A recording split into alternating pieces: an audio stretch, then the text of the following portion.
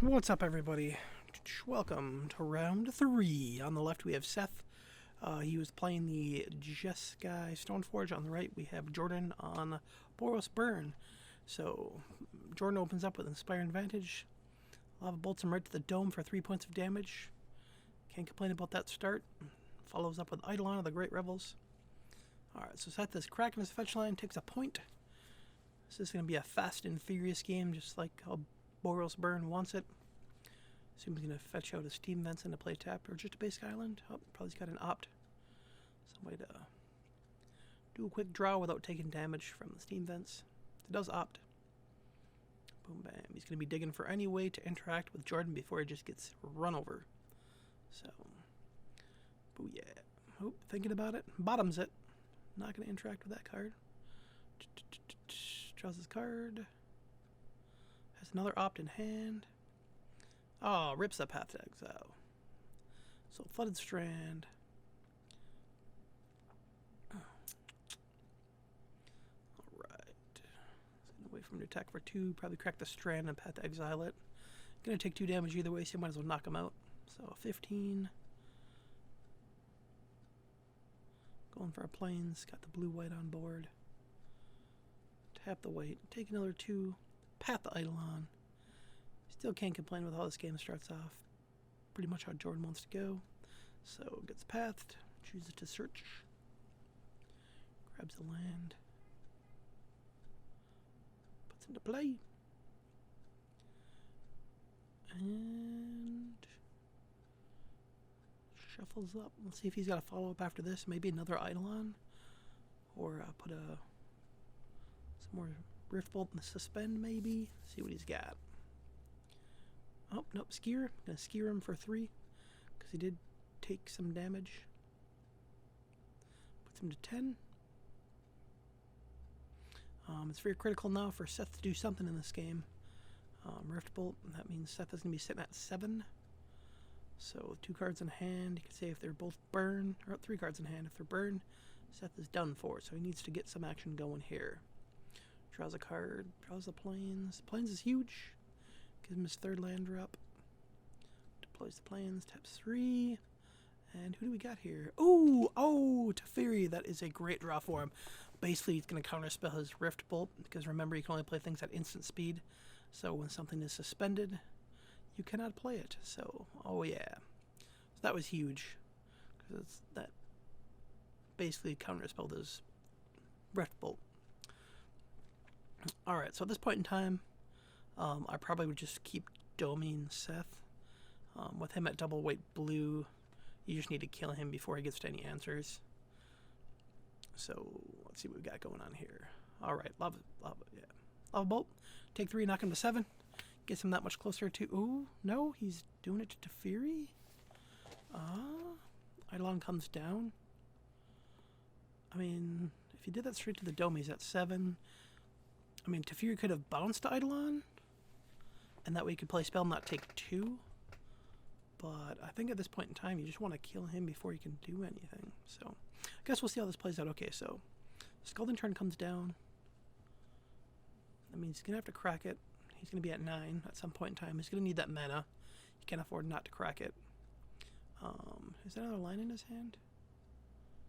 I probably would have deployed an island there. At this point in time, like, your life total is going to be, like, it's going to come down to a point sometimes. So, even not having to crack a Scalding Turn when you don't positively have to is pretty detrimental. So he does crack it, goes to 9. Going to put into play. Checks his hand out again. So we saw a Cryptic Command in hand, but he's far away from casting that. So he grabs a mountain. Alright, he's still far away from casting that Cryptic Command. But he needs a red source, and he can't take 2 damage. So assume that that's going to give him the amount that he needs to electrolyze the Eidolon. Because he's going to have to electrolyze the Eidolon, that way he can continue to cast his low curve spells without just straight up dying. Alright, so 2 gets in there, so he's going to get electrolyzed. Because he's taking 2 either way. So if you're going to take 2, you might as well just burn him. No? It's taking 2. Maybe... Does he got something else in his hand I'm not seeing? No. No? No. Alright, so Helix drops him to 4. See, he would have been at 1 if he'd lava bolted him directly instead of the Planeswalker.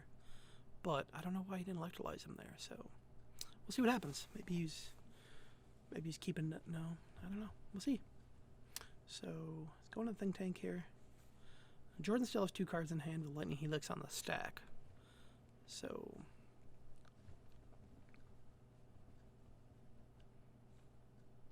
still thinking about it. Okay, so he takes it, goes to 4, which is a dangerous number because you know he's got to go to 2 because there's an Eidolon in play. So, and he would be at 6 right now if he didn't take that Eidolon. Well, no, he'd still be at 4 because he'd have taken the 2 from it already from killing it with that, but you know he's got to kill it. Okay, so Jordan plays Scalding Tarn. Seth, end of turn. Okay, so Seth does end of turn electrolyze it. I think maybe he thought he was keeping up mana to like Cryptic Command something and forgot he couldn't Cryptic Command because he didn't have the correct mana. Just kind of over hindsighted that and took 2 more damage than he should have. Teferi takes up. He is still short of blue, so he can't Cryptic Command the card that might kill him. Stoneforge comes down. He's going for Batterskull. Jordan cracks, takes a point. Let's see if we have an end of turn burn. Nope, comes into play tapped. So Jordan is going to be trying really well here.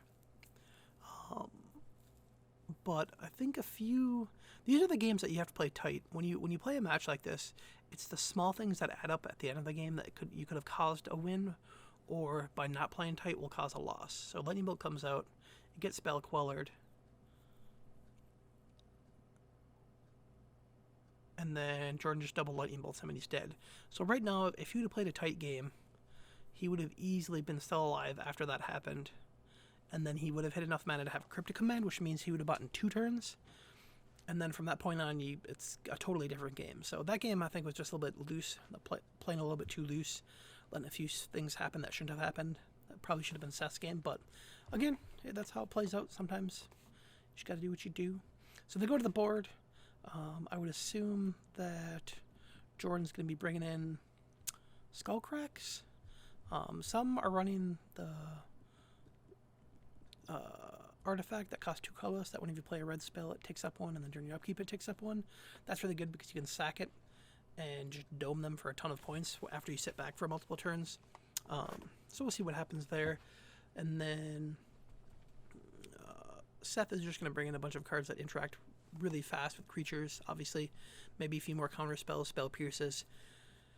Every lightning bolt that you can counter spell is keeping your life total above 0. So, yeah.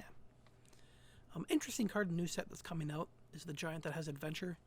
I believe it's 1 red, 1 colorless. It does 2 damage to a creature, and then damage can't be prevented for the turn. And then you can cast it from exile for a red and 2 colors. He's like a 4/3. When he becomes targeted, you take 2 damage. It'd be kind of fun to see that in a red deck because a lot of times they bring in Skullcrack, you just dome them for 3, and then it kills their pro-red guys. So in this circumstance, you can just cast the adventure spell and then just kill their pro-red guy, clears the path, and you're going to have a 4/3 body afterwards. So it has a lot of value. It's like a 2-for-1 value that's really nice. And then if your opponent goes to kill it, like with Past Exile or Lightning Helix or Lightning Bolt, they're still taking another 2 damage on top of all that. So you're just getting good value out of that card. We'll see if it makes its way in there. Right, so still looking around, still shuffling up, still thinking about it. Alright, so I think on this one, I think they think about it for a while. I'm going to fast forward here.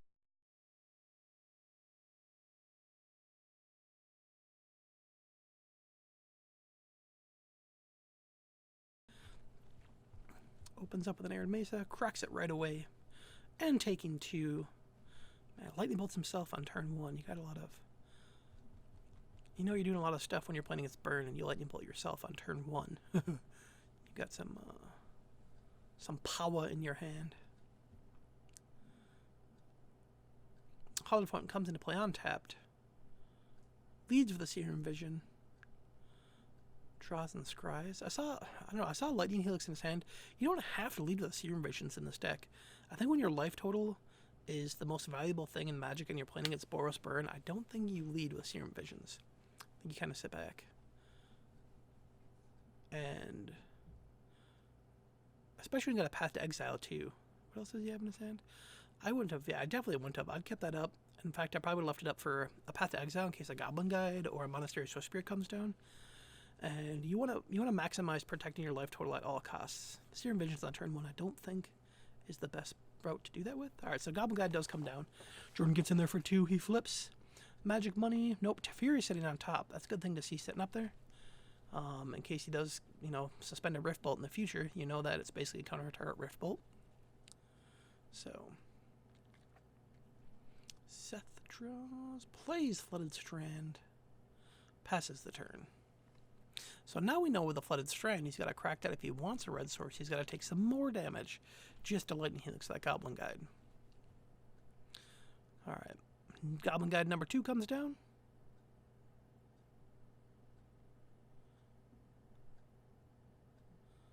Sunbaked being tapped, takes him for a point. And Monastery Swift Spear, we got the triple team. The trio of terror coming at you. So, alright. Get in there, pow pow pow. So he cracks the fetch line knowing that Teferi's up top. So, you're not going to reveal a land because of that. But at this point in time, if he needs another red source, he's got to take even more damage. He's got to shock himself again just to get a red source. So he doesn't. He gets the plains. Did he have a red source in his hand? I don't know. So, reveals a Batter Skull, the king of drawing equipment. Who needs Stoneforge Mystics when you can just draw them off the top? So, double paths, takes out both guides. In this circumstance, I don't know if I'd path both guides. Then go to path to one guide and one Swift Spear because you've got to know he's got to have spells in his hand, and he's going to main phase him to pump the Swift Spear anyways. So if you're going to end up killing the Swift Spear, at least get one more trigger, and he takes another 2 from Steam Vents. Main phase Lightning Helix. If you're going to take another, I guess maybe he's just going to knock them all out, and that's why I did that. So, I mean, he could have gotten an extra trigger out of a Goblin Guide revealing 2. And if that was lying on top of his deck, again, that's where I was talking about how you need to maximize every play you can do. And even getting one extra draw out of a Goblin Guide trigger can be that one extra move you did to get that, squeeze out that win, that one extra advantage. So,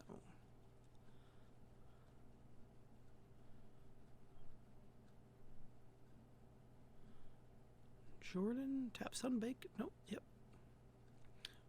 Alright. Tap Sunbake and a Mountain. Eidolon coming down? Nope, Boros Charm. Just straight up doming them while he's tapped out. Getting as much damage in as he can. It's down to 10. Jordan then drops Skewer, dropping him to 7. So now he's getting that precarious life total range. For as long as Jordan doesn't just break on a bunch of stuff. Alright. So Stoneforge Mist comes down, gonna search up Sword, Fire, and Ice. Because we know he's already got the Batter Skull in his hand. He's the king of drawn equipment. Checks out Fire and Ice. Good card. If you can hook up a Sword of Fire and Ice on a Batter Skull, call that GG. Alright, let's see if Jordan can put him away here. He's got cards in his hand, he's got a big grip. So, Boros Charm, Lightning Bolt, game over. Enter Scoop Phase. See what happens here. No. Golden Tarn comes down, so he's got a lot of land. I mean, obviously he did get double path, so it's always good when they can do that. Alright, Rift Bolt comes down. But we know, did he draw a Teferi or did he shuffle that Teferi away? I think he has a Teferi in his hand.